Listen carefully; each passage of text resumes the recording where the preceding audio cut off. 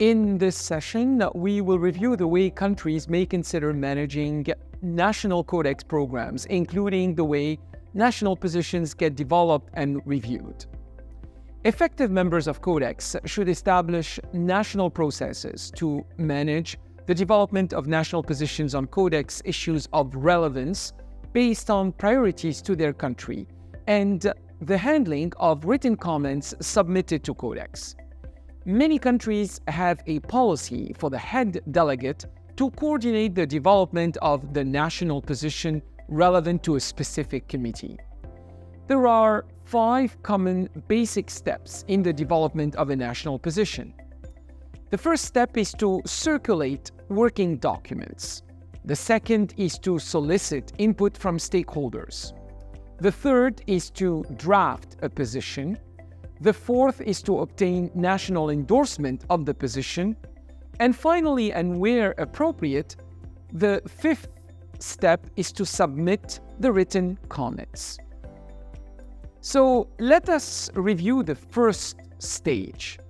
The first stage of the process is to circulate the documents, and this is the responsibility of the Codex contact point. In fact, the CCP is the focal point for all Codex documentation, upon which a national position would be developed and based. The Codex contact point may proceed as follows. First, the Codex contact point receives the working documents from the Codex Secretariat in Rome and determines whether written comments are being requested. The CCP would circulate the working documents for review and comments and refers these comments and the comments particularly received to the individual responsible for drafting the national position. If written comments are requested, the Codex contact point determines also what time frame needs to be established in order for the country to adhere to the deadline for submission of comments and who to involve. In other words, the deadline that the Codex contact point will establish for completion of the national position will not be the same as the deadline contained in the working papers or in the circular letter. The date established by the Codex contact point is usually 1 to 2 weeks ahead of the deadline in the working papers, and this would allow sufficient time for any formatting, spell checking, and particularly in order to organize the endorsement by the national governance structure of Codex, which is generally the National Codex Committee. The second phase is to solicit stakeholder input. Consultation is a core activity of the Codex contact point of any country. In order to facilitate consultation and to avoid overwhelming stakeholders with unwanted documentation, it is the responsibility of the Codex contact point to identify which groups are interested in what issues and to determine the mechanism for consultation. Let us review an example. A country, for example, may be actively participating in the work of the Codex Committee on Fresh Fruits and Vegetables, the CCFFV, and the Codex Committee on Fats and Oils. The types of issues considered by these two committees are, however, quite different. Those industry associations that are associated with the production, processing, export and import of fresh fruits and vegetables might be very interested in receiving the Codex documents relevant to the CCFFV. However, it's very unlikely they would be interested in the documents relevant to the CCFO. Therefore, they should not be sent all those documents related to the CCFO unless they have explicitly asked for them. On the other hand, and if we are discussing the items that may be circulated by the FAO-WHO Coordinating Committee for that region, perhaps both the fresh fruit and vegetable industries and the vegetable oil production industry may be interested in all the documentation. Countries are free to choose their own national coordination mechanisms. To facilitate the consultation process and to ease some of the workload of the Codex contact point, many countries have established a national Codex committee or an equivalent governance structure. In some countries, the National Codex Committee includes stakeholder groups and could therefore be used for the purpose of organizing consultations on Codex matters. In others, where the National Codex Committee is exclusively made of government officials, consultations involving stakeholders would be an extension of the National Codex Committee with the invitation of the relevant stakeholder groups, primarily industry associations, but also health professional groups and consumer organizations. Industry associations tend to be very active in the development of international standards, particularly if the country is a major importer or exporter of food and agri-food products. Industry groups to be involved in consultations should include not only manufacturers, processors, producers, but also importer and exporter organizations. Now let us discuss why we should develop a draft position. Preparing a national position is a collaborative effort. The first step is to prepare an initial draft. National positions are prepared for two main purposes. One, to enable the country delegation to present the position of their country during the relevant Codex meeting. Two, to form the basis of written comments that will be provided to the Codex Secretariat or to the host country Secretariat in response to a request for written comments. Usually, written comments submitted to Codex are in response to a specific circular letter which highlights a standard or ongoing discussions. Now, who should generally prepare the national position? This is generally the task of an individual with technical expertise on the issue under consideration, and that is the individual that usually would be asked to prepare a first draft and may also serve as the head of delegation. This is, by the way, a general practice in many countries where the head delegate is tasked to prepare the positions. And in preparing the national positions, input received as a result of the consultation process as coordinated by the Codex contact point or the National Codex Committee or the relevant consultative mechanism should be taken into consideration. However, the final decision as to the content of a national position rests with the government, and it would be up to the national government to determine how much and to what extent the input received will be reflected in a national position. Now, let us discuss how do we prepare a national position. The following are some of the general criteria that should be taken into account when developing a country national position on Codex issues. Drafting a position is not done in isolation. It should be done in consultation with all interested parties. Attempts should be made to understand the history of an agenda item, so developing a position can be done within that context. The committee will generally not revisit comments or interventions on issues that it has already discussed and on which it had already taken a decision. That is why understanding the item is very important. When preparing national positions, we need to make sure that they are scientifically sound and, if available and relevant, supported by risk assessment data. Positions promoted internationally should be consistent with a country's national policies. The country's domestic policies, including any pertinent legislation, should be considered when developing a position.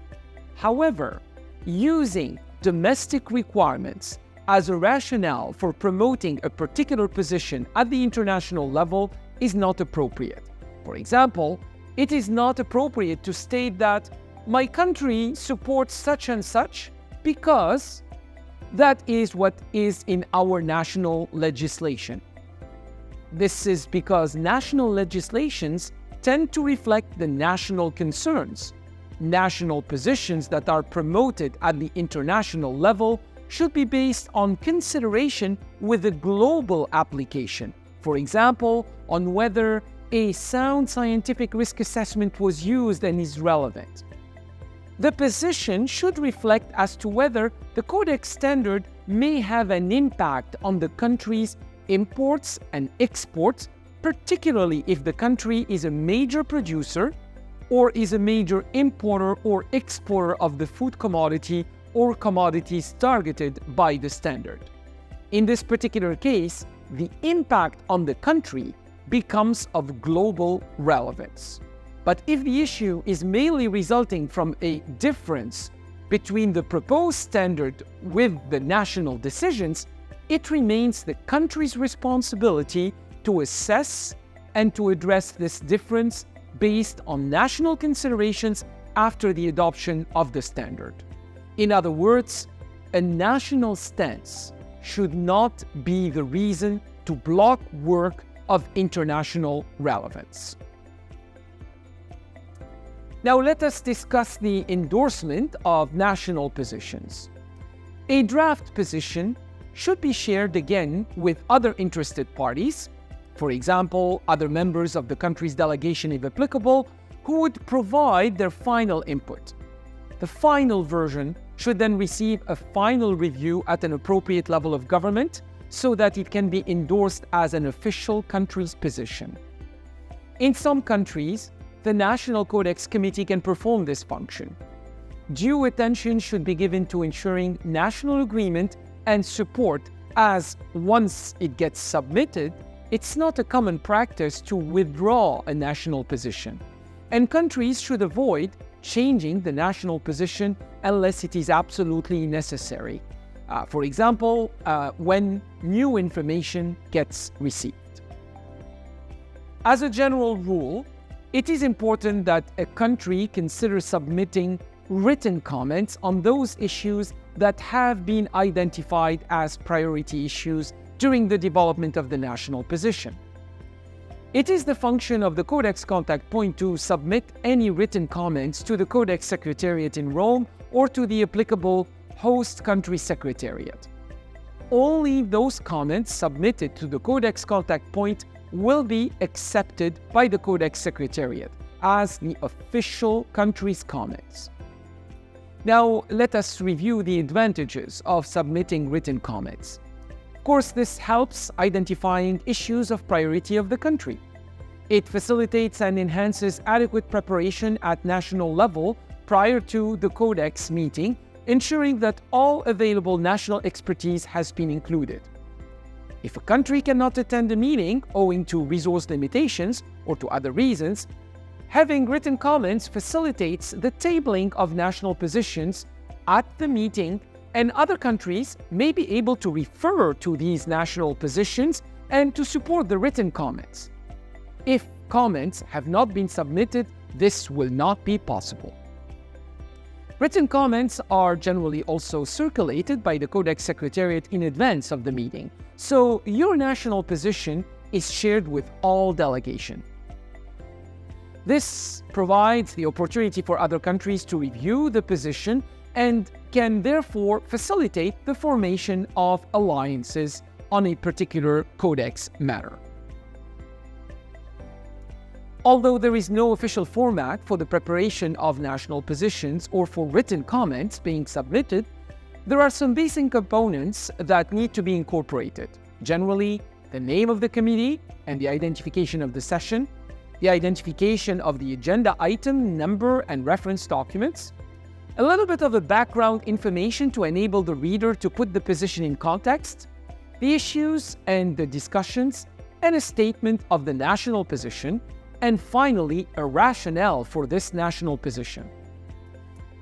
A country should have a national position on all or almost all items to be discussed by a Codex committee or an issue that is raised by a circular letter. But the country usually needs to submit written comments on a limited number of items only when necessary and if comments are solicited. Some useful tips to consider when sending written comments to the Codex Secretariat, especially relevant when commenting on a draft Codex text, we need to look at the following. So it's not necessary, for example, to reproduce long pieces of text where no changes are proposed. When indicating changes to the text, we need to use a consistent message. For example, underline the new text and strike out some of the text that is proposed for deletion. We need to clearly reference in the subject line of the email the content of the message. It is important to make the distinction between national positions that are intended to be used by the head delegate attending a committee session and not intended to be shared, and between the written comments that are intended for submission to the Codex Secretariat in Rome for consideration of a committee. The format and the way these positions are prepared may follow a different approach. This can be discussed as part of the practical and interactive section of this course. Another reminder, countries are strongly encouraged to send the written comments from the national Codex contact point, as once again, only comments received from the CCP would be considered by the Codex Secretariat. It is useful to have a checklist for the preparation and promotion of national positions at Codex sessions. The checklist provides guidance to facilitate the use of a structured approach by countries in the preparation and promotion of national positions. Let us discuss the importance of developing a national Codex strategy. National Codex activities can be numerous and can be broad in nature.